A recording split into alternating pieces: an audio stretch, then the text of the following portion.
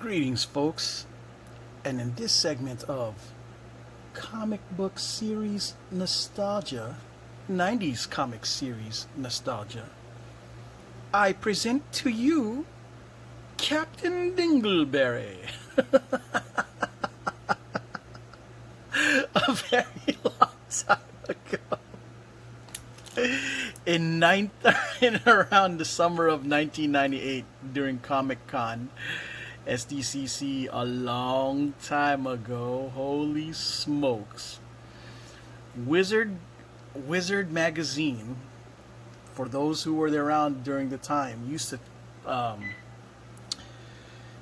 tell us what was hip, was going on, because there was the internet wasn't readily available, no Google, no whatever, all of that. The world was a different place. We learned everything from the mags and word of mouth in the comic shops. Period. That's it.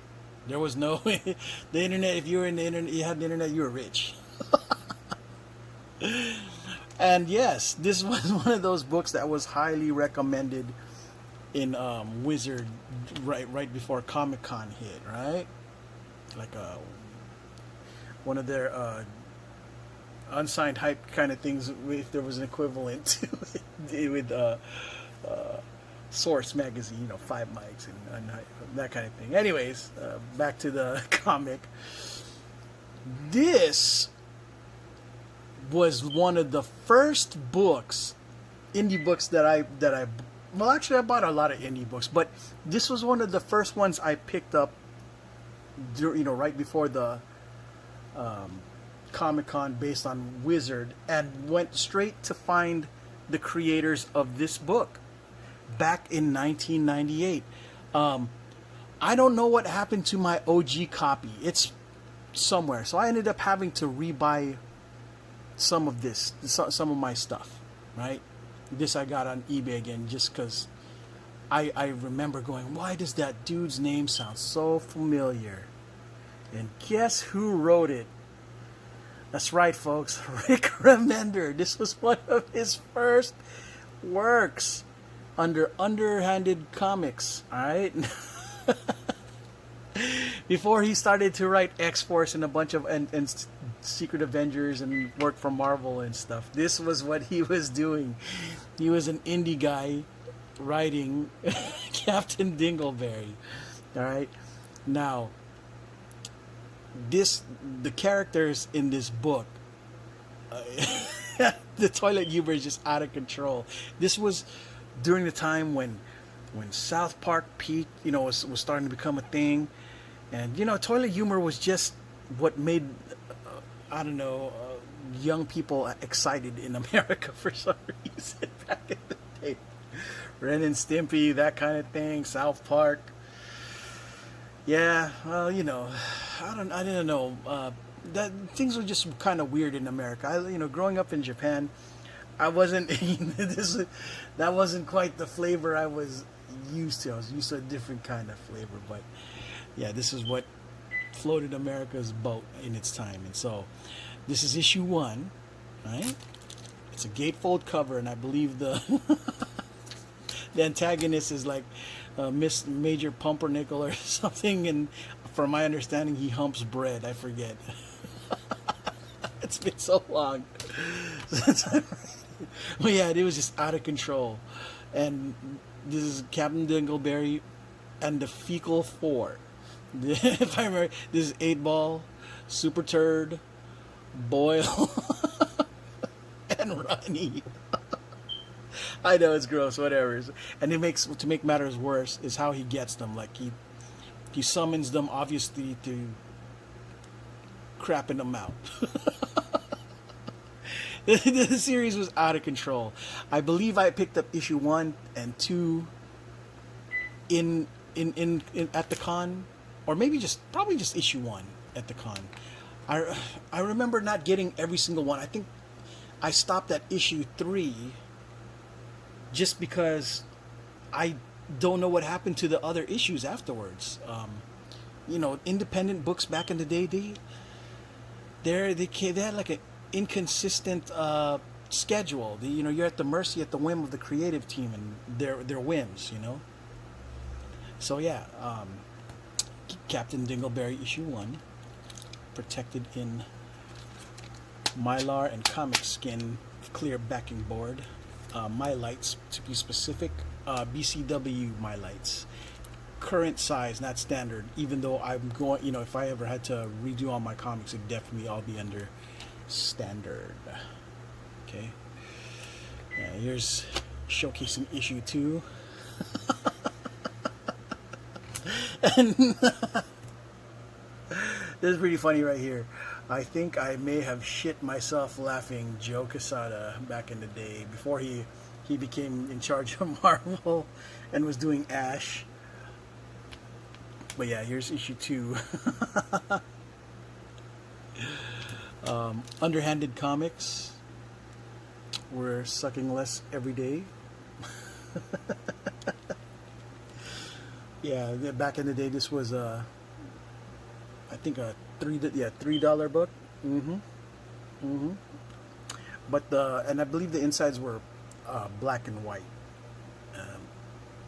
But yeah, the covers were, I think, cardboard-like. They're cardboardish, if I remember correctly. Yeah, the feel cardboard-like. Yeah, issue 2 right here. Pretty good copy. Issue 3. Underhanded comics. Not sure who what happened afterwards. I only remember really issue 1, and I think I may have picked this up. I don't remember. It was hard to find some of these books. Issue 4. Looks like they lost Hensley. It's all Rick Remender and Harper Jaten at this time, and I think Harper Jaten was the actual artist of this book. Consumer Horse. Wow, look at this. San Francisco, California. 9494. A long time ago, lowest common denominator. The biggest event of San Diego Con was LCD. Kieran has come. Kieran Dwyer. Look at this. Garth Ennis. The biggest event of San Diego was LCD. Kieran has come up with just about the funniest, sickest, most depraved filth I've seen in a long time. You'll laugh till you prolapse. Garth Ennis. Oh my gosh. Yeah.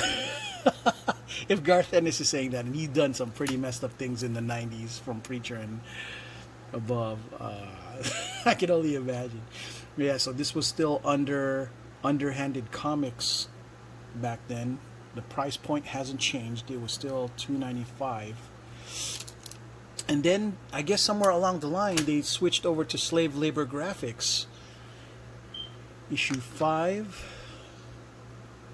Nice cover here. SLG. And okay, so when I went to Comic-Con and met Rick Remender, and I bought my first copy from him and had him sign it. I think issue 1 and 2 at the time. He seemed like a really cool guy, and everybody, of course, when we went to him, we just like, you couldn't believe how nutty, the product he was trying to sell. We're like, really, I'm over here picking up a book called Captain Dingleberry. It's just so gross. But yeah, man, that was the times. And this came out, 1999? Okay, issue 6. 4.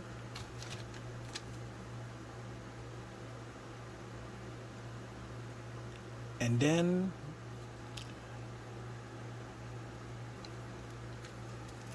let's see. They go slave labor graphics. This was issue 7. This was the last issue.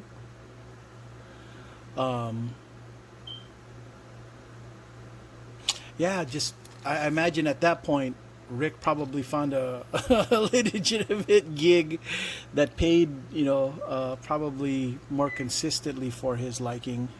Um, and yeah, I don't know if if anybody else remembers the way it was back in the day, but yeah, I don't know if he even wants people to remember this project back in the day. But yeah, this was what put him in the map, kind of. I say kind of because, again, Wizard was a big deal back then, and yeah, this had its 15 minutes of fame in Wizard. So one of these days, if Rick Remender makes it big, because his most recent project is Scumbag by Image Comics, it's supposed to be told to be the next hot book, and I guess a similar theme about as far as like dirtbag being in charge, is the protagonist kind of situation, scummy dude. Um, yeah, again with his crazy, fantastic, weird ideas, and I believe Rick Remender also did this really good book, which I'm gonna pick up one of these days. This whole series was Black Science. I'm gonna pick all of those up one day. I regret not picking it up back then, but a lot of it had to do with me just getting away from comics and me catching up. I didn't know where to begin again with all the money being spent on stuff that I had completely missed out that was more popular at the time. But yeah, when I get a good deal, I'm probably most likely going to pick up all of Black Science, since also it's a pretty decent series. So yeah, at any rate, yeah, this is the end of this segment of 90s comic nostalgia. Yeah, Rick was pretty cool when I met him, and of course, I couldn't get too starstruck because I just got his book right there. I didn't read it before meeting him, like I did when I got starstruck when I first met Brian Michael Bendis, because I was a huge fan of Powers, and when I finally met him, I was at a loss for words. I was like, "Your book is good," but that didn't come out. I was more like, I'm so starstruck right now. Yeah, it's weird. I think I would have been starstruck though, just because it would have been funny to go to Rick Remender and having read his stuff before, and if I ended up becoming a big fan of it, being like, At any rate, yeah, this is this was what Rick Remender did way back in the day, and yeah, the '90s was a different, late '90s, especially, it was a weird time. Well, all of the '90s was a weird time, magical times, before things got all super serious and stuff, and yeah. At any rate, this is it. I'll do another segment soon. I was hoping to find a really, every time I do these, I'm trying to do like the full set, the full collection. But in this case, I may have to forego the last issue, since it's just so hard to find the last issue of the next one that I want to talk about. At any rate, I'll talk to you guys about it when that next video comes. Thank you guys for watching. Thanks for being here. Please hit like and subscribe, and I'll see you in the next video. Ciao.